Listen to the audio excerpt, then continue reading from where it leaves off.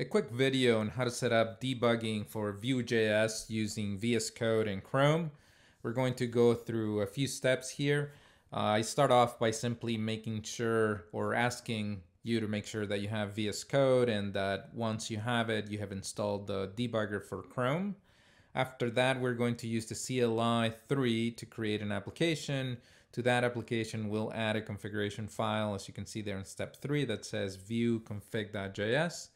Then we'll open up that project, that new application inside of VS Code. We'll put in a configuration and that will be it. After that, we'll add some code simply to put in breakpoint and show that it works. So let's go ahead and go to the beginning.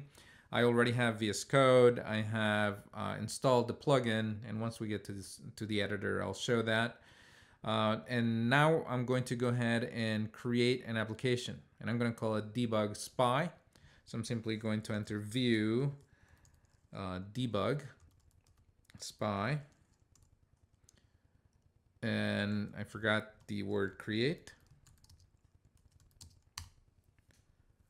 And as you can see here, I'm going to manually select the options. This is just a test app, so I don't need the linter.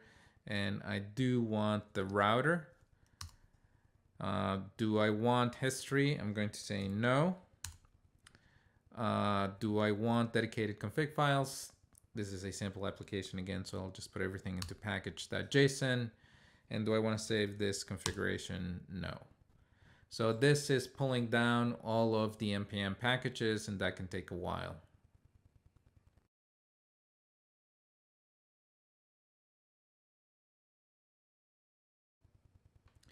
Okay, that has installed. I'm going to go ahead and move into the directory. I'm now going to go ahead and add the config file. If you remember, that is step 3 here. We've gone ahead and created our application, and now we're moving on to the config file. And I'm going to go ahead and create it first. Now we have it. Then I'm going to go ahead and open it. It's empty, as you can see. And now I'm going to go ahead and add the following. Let's go ahead and put that in. Okay, now we're going to go ahead and close and save that file. Let's confirm that the configuration is in place, and it is in fact. We're now going to go ahead and open up this in VS Code. So I'm going to go ahead and open that up. And as you can see there, we have that new application inside of VS Code. You can see here all of the default templating that is in place. And now I'm going to go ahead and add, well, I mentioned I was going to show you the debugger. Here is Debugger for Chrome. This is the plugin you need to add. And now I'm going to go ahead and move to the debugger.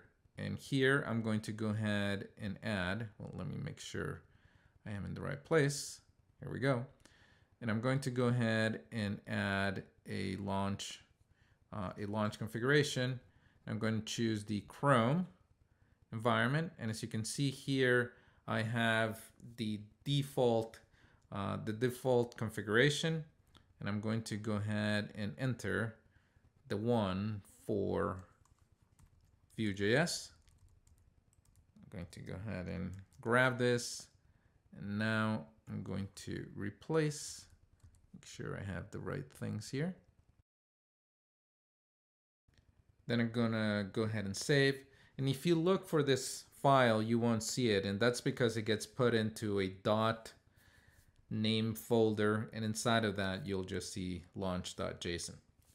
So you won't see it on the listing of files unless you're listing for hidden files. Okay, that's it as far as configuration. The next step, well, there are no more steps here, but I know that the next step is to run your code. So I'm going to enter here npm run serve. This will take a minute while it compiles and runs the server. Okay, that's all ready to go. And now I'm going to go ahead and move into the project, and I'm going to go ahead and add some code before I run it. And the code that I'm going to enter is going to be in one of the components, this one here. And I've written that beforehand. It's just adding a bit of code. And as you can see here, this is what I'm going to paste in. So I'm simply going to add a method and call it from mounted.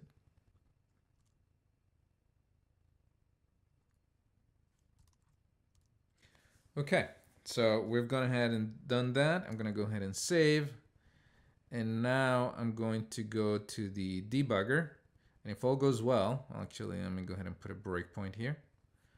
If all goes well, this should step into the code and we should be able to inspect it. So let's go ahead and run that. And yes, it looks like we did. Let's go ahead and step over that line. And if we look at it now, you'll see that result is the value of 2. And that is because once the page had mounted, this function fired, it passed in 2 parameters, and you can see there how you can inspect it. So at times Vue, because of its levels of abstractions, can be a bit tricky to debug, but you can see here one configuration where you can use breakpoint type inspection, and that helps quite a bit at understanding what's happening, what's firing when. So that's it for this one.